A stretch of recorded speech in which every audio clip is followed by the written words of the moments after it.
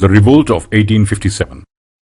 Revolt of 1857 is considered as one of the most significant events by our historians in modern history of India.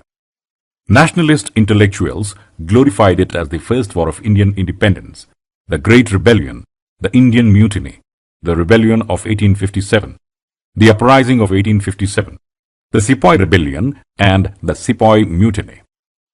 For the first time in their rule, the British took a serious note of such a rebel, and post this revolt, the British rulers made considerable changes in their system. They were dissolution of the East India Company in 1858. The country was directly governed by the Crown as the new British Raj. The British recognized their army, the financial system, and the administration in India. Let's first understand the factors which chiefly attributed to this revolt.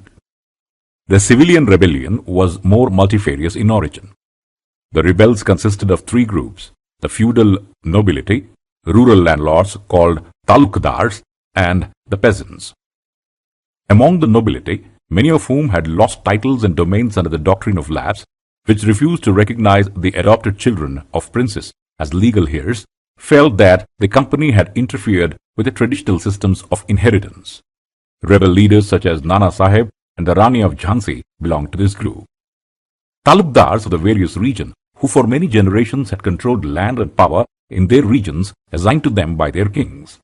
The British were unwilling to tolerate the power of these talukdars. They curbed down this class by establishing a land revenue policy. The summary settlement of 1856, which was based on the assumption that the talukdars were interlopers with no permanent stakes in land. They had established their hold over land through force and fraud. Thus, the talukdars were disrobed from their ancestral properties and estates. The undefined land revenue taxes levied on the peasants and exploitation by the British official. What led the sepoys and the general Indian population to uprise against British Empire in 1857? British rule in India came into being after the Battle of Plassey in 1757. Being economically exploitative and destructive of the social fabric, the British rule encountered resistance right from the beginning. There were innumerable peasant revolts which broke out in different parts of the country. Some of the prominent ones being the Coal Uprising of 1831, the Santhal Uprising of 1855, and the Kutch Rebellion, which lasted from 1816 until 1832.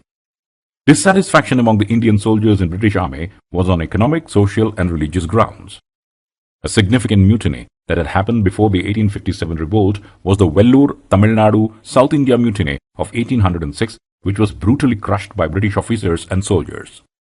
The sepoys, who largely belonged to peasants' families of Awadh in Uttar Pradesh region, was annexed in 1856 by British Empire.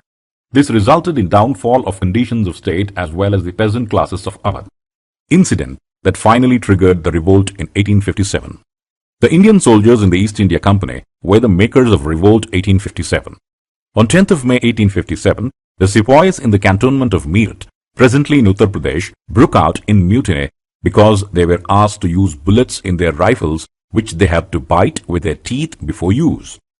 These cartridges were supposedly coated with the fat of cows and pigs' meat, which was completely against the faith of both Hindus and Muslims. A brief account of this mutiny. The rebel began in the lines of the native infantry, spread very swiftly to the cavalry, and then to the city. The ordinary people of the town and surrounding villages joined the sepoys. The sepoys captured the hell of arms, where the arms and ammunitions were kept, and proceeded to attack white people and ransack, burned their bungalows, property, and buildings. The telegraph line to Delhi was cut. The sepoys arrived at the gates of the Red Fort early in the morning on 11th May. Another group of sepoys also entered Delhi, and the ordinary people of the city also joined them. It was clear that Delhi had gone out of British control. The rebels demanded that the emperor give them his blessings. Surrounded by the sepoys, Bahadur Shah had no other option but to comply. The revolt thus acquired a kind of legitimacy because it could now be carried on in the name of the Mughal emperor. Through 12th and 13th May, North India remained quiet.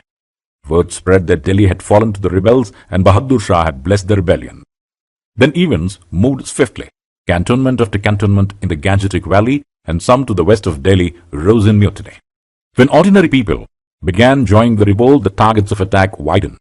In major towns like Lucknow, Kanpur and Bareilly, Money lenders and the rich also became the objects of rebel wrath. Peasants not only saw them as oppressors, but also as allies of the British. In the months of May and June, the British had no answer to the actions of the rebels. Individual Britons tried to save their own lives and the lives of their families. British rule collapsed like a house made of cards. To fight the British, leaderships and organization were required. These rebels mainly turned to those who had been their royal leaders before the British conquest. Thus, in Delhi, the old Mughal emperor became their nominal leader. In Kanpur, Nana Sahib, the successor to Peshwa Baji Rao II. In Jhansi, Rani Lakshmi Bai. And Lucknow celebrated the fall of British rule by hailing British Qadr, the young son of the Nawab Wajid Ali Shah, as their leader. However, ordinary men and women also headed this rebel. In Meerut, the revolt was started by Sepoy Mangal Pandey. In Lucknow, after the annexation of Awadh, there were many religious leaders and self-styled prophets who preached the destruction of British rule. Elsewhere too, local leaders emerged, urging peasants, zamindars and tribals to revolt. Shamal mobilized the villages of Pargana Baraut in Uttar Pradesh. Gonu, a tribal cultivator of Singhbhum in Chota Nagpur, became a rebel leader of the Kol tribals of the region. What mobilized this revolt to such an extreme? Rumors and prophecies played a part in moving people to action. As we learnt earlier, that revolt triggered when the sepoys refused to use the cartridges coated with powder of cow and pig meat. The British tried to explain to the sepoys that this was not the case, but this rumor spread like wildfire across the sepoy lines of North India. The Indians in general always suspected that the British officials were trying to destroy their religions. Thus, this rumor added spark in the fuel. British officers tried to allay their fears, but in vain. These fears stirred men to action. What prompted people to believe in these rumors? The rumors in 1857 begin to make sense when seen in the context of the policies the British pursued from the late 1820s. From the time of Governor-General Lord William Bentinck, the British adopted policies aimed at reforming Indian society. For this, they introduced Western education and ideas by opening school, colleges and universities. The British brought laws which abolished traditional customs like sati in 1829 and permitted the remarriage of Hindu widows. This caused suspicion among people that their religious traditions were being interfered with the ultimate aim of conversion. On their pretext of refusing to recognize adoption, the British annexed many royal kingdoms like Awadh, Jhansi and Satara. Once these territories were annexed, the British introduced their own system of administration, their own laws and their own method of land settlement and land revenue collection. The cumulative impact of all this on the people of North India was profound. It seemed to the people that all that they cherished and held sacred, that is from kings and socio-religious customs to patterns of landholding and revenue payment, was being destroyed and replaced by a system that was more impersonal, alien and oppressive. This perception was aggravated by the activities of Christian missionaries, mainly conversion to Christianity. In such a situation of uncertainty, rumors spread with remarkable swiftness. Points to remember. Revolt of 1857 is considered the first war of independence in modern history of India. The revolt marked the end of East India Company rule in India and beginning of British or Queen Raj. The factors which attributed to this revolt was doctrine of lapse policy, under which many states were seized by British, subduing the talukdars by taking away their rights and properties.